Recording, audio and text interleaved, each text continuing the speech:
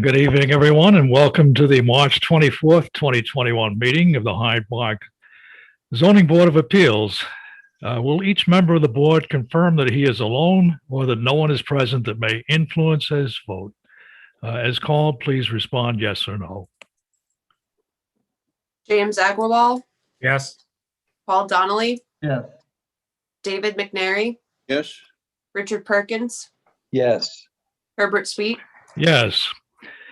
I've confirmed with the Zoning Board's counsel that tonight's meeting has been convened in accordance with the Governor's March 13th, 2020, a year ago, Executive Order 202.1 and its extensions, which suspend certain provisions of the open meeting law to allow a municipal board to convene meetings via video conferencing.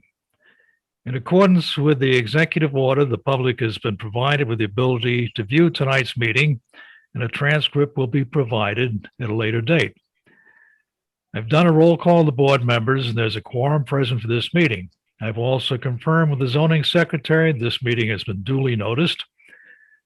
We have fulfilled our legal notice requirements by posting notice in the town's bulletin boards and news organizations, etc., and posting notice in the town's agenda center of its website. We'll now commence with the Pledge of Allegiance. Because of audio synchronization, I may be the only person that you hear. I pledge allegiance to the flag of the United States of America and to the republic for which it stands, one nation under God, indivisible, with liberty and justice for all. Our next meeting will be on Wednesday, April 28th, 2021. Our first item of business is to approve the minutes for the February 24th meeting. May I have a motion? I move for their approval. And Dave McNary moves. May I have a second? Jim Agrawal, second. Okay, Secretary, poll the board, please. James Agrawal, Yes. Paul Donnelly, Yes. David McNary, Yes. Richard Perkins, Yes. Herbert Sweet. Yes, motion carried. So the first item on the agenda is the Locust on Hudson, 135 Old Post Road, Statsburg. And this is a variation from section 108-4.3 G2 to allow construction within the stream corridor, changing the undisturbed area from 100 feet to 0 feet for a construction incursion in the waterfront district.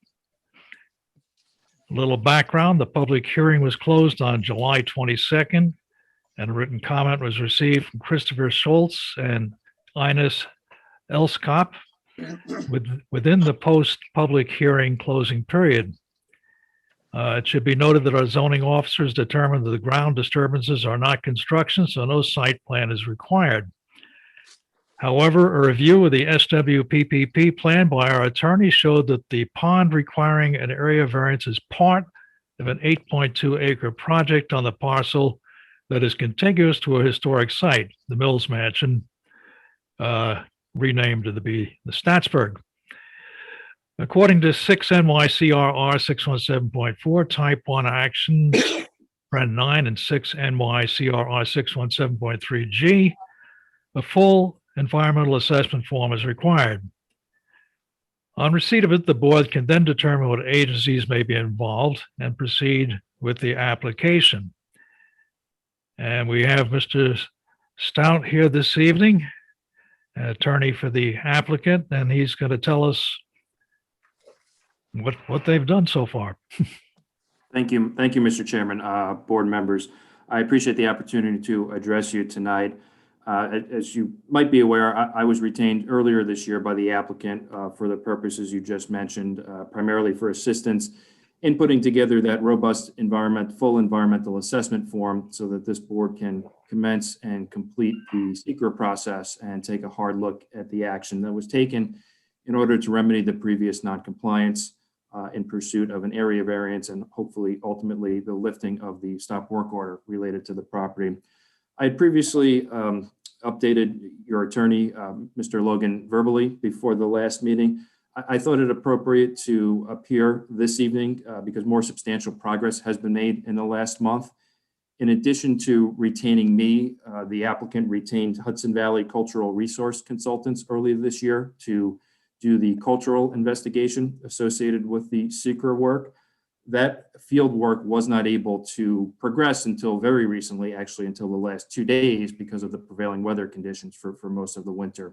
In order to do the necessary shovel testing, the ground can't be frozen, frankly, and that was only recently resolved.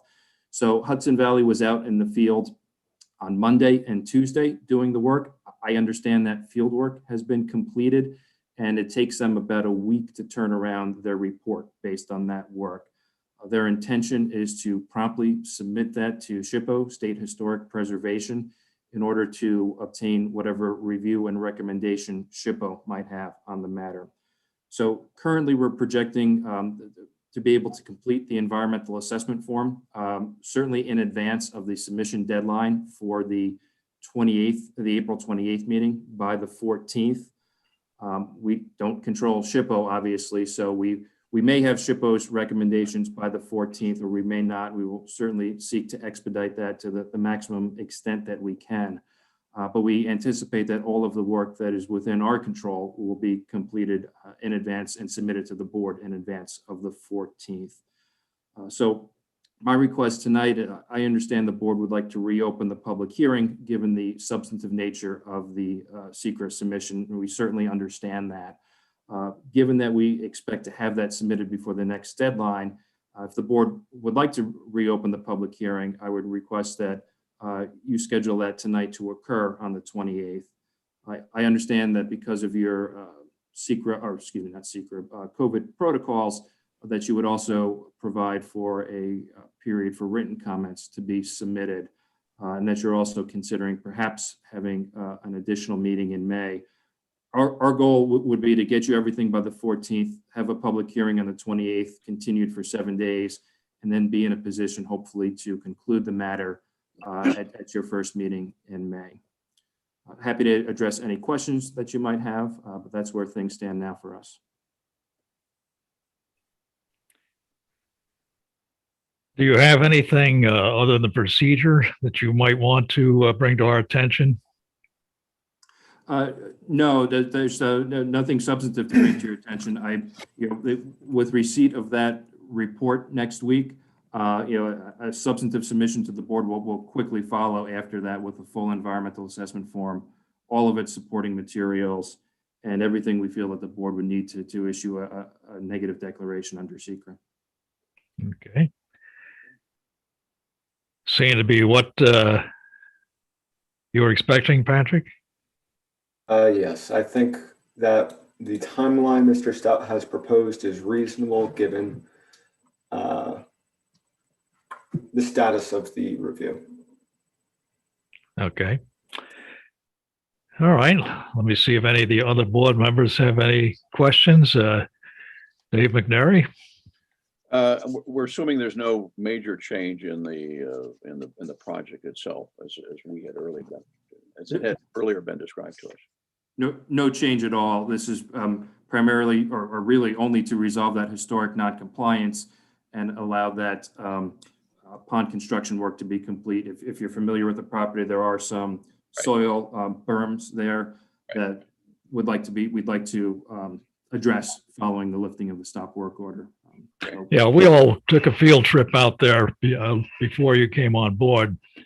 So we have at least a memory. And I did see the soil, they were working on the soil yesterday. I went by and they were. That would have been the SHPO investigation or the cultural investigation. Cultural. Right. Yeah. Okay, good. Okay, Jim Agwell, any questions? I don't have any at this time. The site visit I went on some time in the past was sufficient for myself. Okay. Rich, Good. you're good? Paul? I'm good too. Okay, we've gone through the rounds. I'd ask our zoning officer if she was here, but she isn't. So at that that point, I don't think there's anything more to do this evening other than go through the formalities. So may I have a motion to reopen the public hearing on April 28th? So Motion. moved. Uh, Sorry, who was the motion? Jim, Okay, The motion was to have the reopen. reopen the public hearing, open the public hearing. right? Second, Second. Paul seconds the motion. Okay. And Is that April 28th? I thought you said her April 24th. I don't have my calendar here. It's it April 28th. it is the 28th. Okay, Okay, so want to poll the board, please, Serena? James Agrawal, yes, Paul Donnelly, Yes. David McNary, Yes, Richard Perkins, Yes. Herbert Sweet.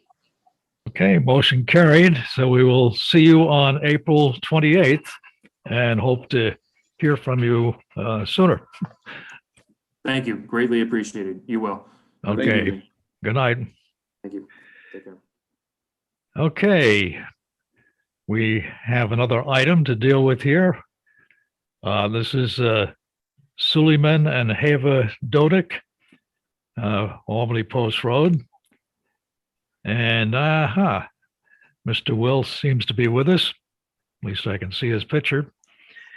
So Great. this is a variance from 1085.15, changing the density from 12 dwelling units per acre to 14 dwelling units per acre for the addition of one dwelling unit to an existing house on a 5,880 square foot parcel in the Town Core PW1 district. So Serena, have any comments been received from the public during the public comment period? No comments. Thank you. And okay. I see Mr. Will's picture. Can you hear us?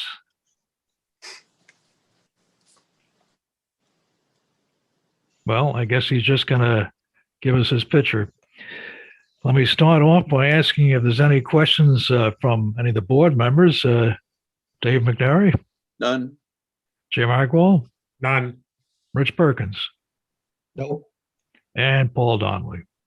No questions. Any comments from our attorney? None. Okay. So, Mr. Perkins, please move the motion. All right, my last reading, I did all the whereases. I think we'll move past the whereases quickly. Resolution number 2101 Zebra. Whereas the applicants in Suleiman and Hava Dochik have submitted an application for an area variance to permit the conversion of an existing multi-use structure containing Mixed use.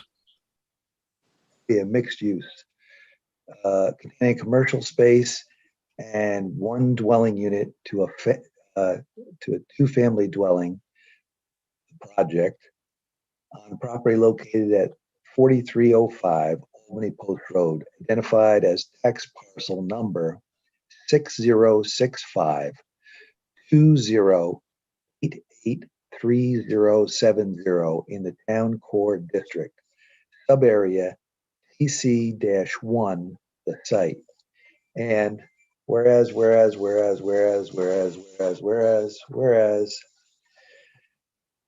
now therefore be it resolved that the Zoning Board of Appeals makes the following findings in accordance with Section 267B of the Town Law and the Hyde Park Zoning Law, Section 108-33-6B2, regarding the requested variance. The requested variance will not produce an undesirable change in the character of the neighborhood or detriment to nearby properties. The site is a mixed-use structure with a commercial space on the first floor and a single dwelling unit on the second floor. The requested variance will allow the applicant to convert the first floor to a second dwelling unit. The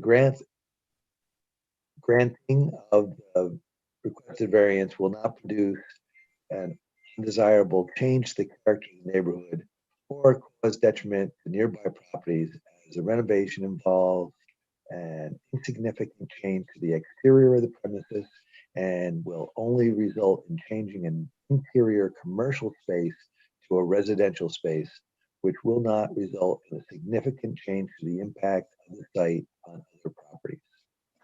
2, the benefits sought by the applicant cannot be achieved by some method feasible for the applicants to pursue other than an area variance.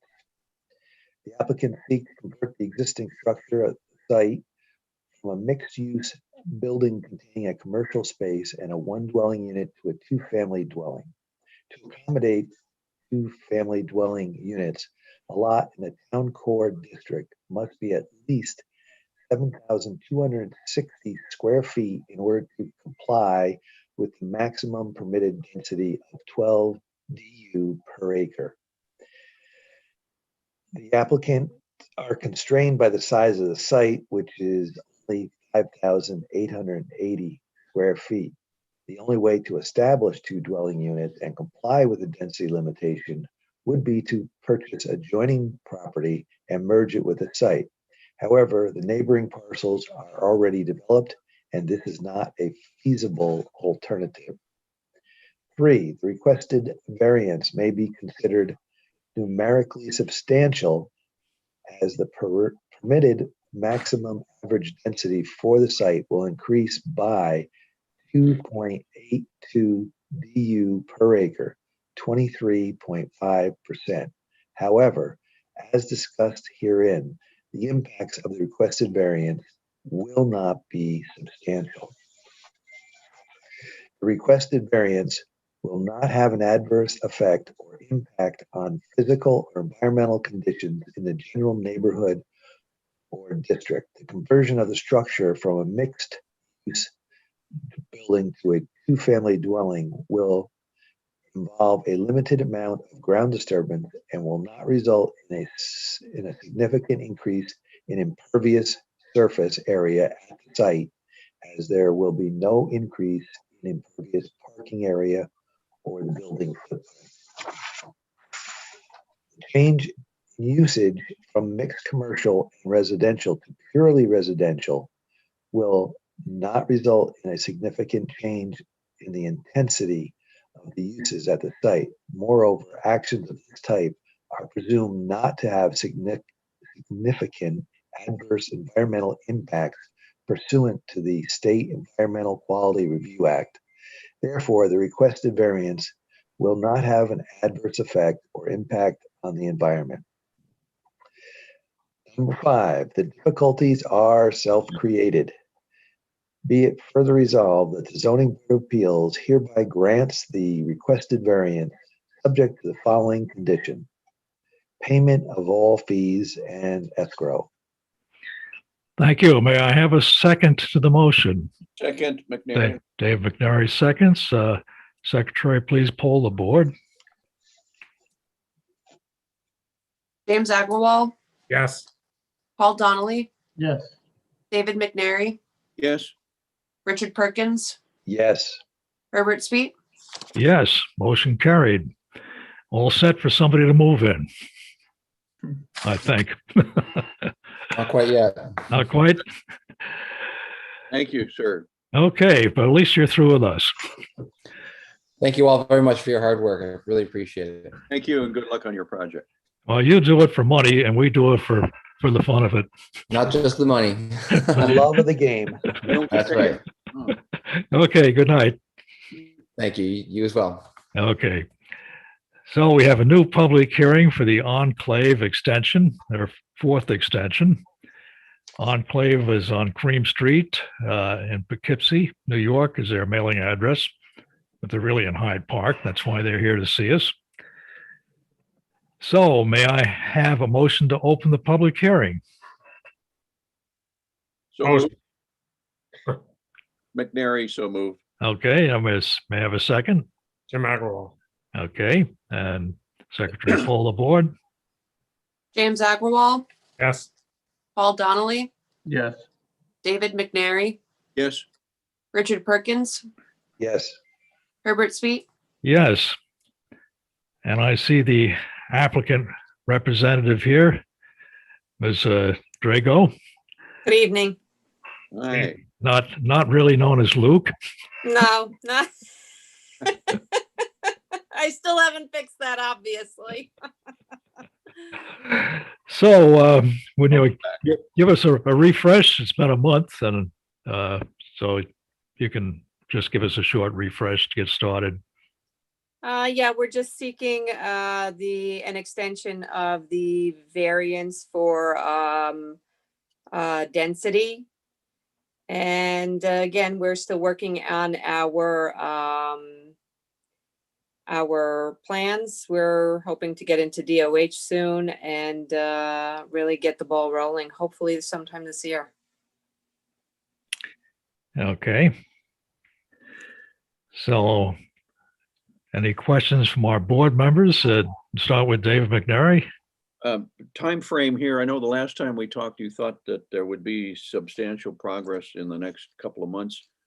Has your horizon changed in terms of that?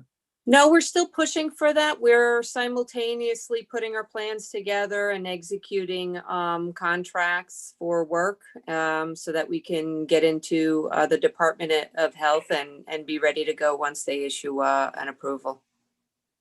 Okay, so right now, your best guess is what, 60, 90 days? Hoping for the 60, probably given that we need to be back in with Department of Health. 60 to 90 could be a more reasonable or realistic, time frame. Mr. Chairman, how long is this, with this extension, this next extension last? 1 year. 1 year, okay. That's the routine and probably even prescribed by law, if I'm not mistaken. Am I correct, Patrick? No, you're muted, Patrick. Can you hear me now? Yes. Yes, that is what we've been doing, just a year out. Okay. Okay. Jim, you have any questions, comments? None. Okay. Rich? I just know that when the original enclave or whatever it was at the time, we were talking about them helping to supply some of the neighbors who had trouble with water nearby, adjacent. And I didn't know if you had looked at any of that or not. As far as allowing others to join, Molly's Way has a significant issue with groundwater. You weren't even aware of that? about Molly's Way, that's the Ken. That would be a more of a Ken Casamento directed question. He's definitely more well versed in something like that than I would be. Whatever arrangements were made or not made, they are asserting that nothing has changed in the application. So That's it correct. would not affect our extension in the density variance, which is all we're concerned with. So if nothing has changed, nothing has changed. Now that's the only reason we're really getting together. Just a way of keeping our eye on things. I should imagine it can be conceivable that it takes some of applications that you and I know have been around for 20 years. And I'm sure in 20 years, things have changed. It's a good thing we look at it once a year and make certain we're aware of what's going on. Okay, Paul Donnelly, any questions? No questions from me. Okay. Mr. Logan, any comments or questions? I'll just say that this does not require a referral to county planning, and it is a type 2 action under seeker. Okay. All right. In that case, I think we've run the run the gamut. And at that point, I think we have very little left. If matter of fact, nothing left. So may I have a motion to close the public hearing? McNary, so moved. And may I have a second to the motion? Jim, Okay, the secretary poll the board. James Agrawal, yes, Paul Donnelly, Yes. David McNary, Yes, Richard Perkins, I'm gonna say no. It's not time to close the meeting yet, Rich. Herbert Sweet, Yes, motion carried. Okay, the public can see the detail of the application by examining the plans which are at the town hall at the Planning and Zoning Office. The ZBA will accept public comments until 7 days following the close of the public hearing. They should be sent to ZBA Secretary at 4383 Albany Post Road, Hyde Park, New York, or emailed to zbasec@hydeparkny.us. And we're expecting to have a resolution at the April 28th meeting. So, oh, there she is. Okay. So we are through for the evening, and we will see you back here on April 28th. You don't have to come, but you may want to. We'll see if it's myself or Ken. I know he's had a conflict the past few weeks. Oh my goodness, you got the name changed. I know. I'm not quite sure who did that, but it wasn't me. I can't take credit for this one. probably Serena. no, Huh. it was Bill. Complicated stuff, all this computer business, that's for sure. Okay, we'll see you then. Great. Thanks, everybody. Thank Okay. you. Bye-bye. Good night. Good night. Okay, and we're through with all of the applications, and we're down to our further business. We do have one item, and that's the addition of a second monthly meeting for the purpose of expediting resolutions. We can meet on the second Wednesday of each month at 6 p.m. to vote on resolutions. So before we entertain the motion, let me see if anybody has any final thoughts. And let me run it around the board, starting with David. No, I support it. Go ahead. I have a quick question. Sure. On the agenda, we had the interpretation first. Rural event venue. You know something? Yes, I skipped that. Thank you very much. I skipped that. Okay, let's go back a step. We have, thank you. Right here in big letters, new application here on my other computer. We have an interpretation request, which is new to all the board members except myself. From section 108-28, rural event venues. The question is whether section 108-28 of the zoning law permits the construction of new permanent structures and buildings to house kitchens, bathrooms, and other public assembly facilities as a part of rural event venue. The key word here is new. And so it is up to us to make the determination of whether the zoning says we can do that or we can't. And the best we can do on that at this early stage of the game is to set a public hearing date, which would be next month, April 28th. And then we all will be discussing it. What does it mean?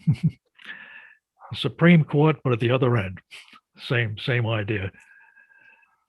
So may I have a motion to establish the public hearing for this interpretation for April 28th? motion, Okay, second. Second, And who seconded? Paul. Paul, okay.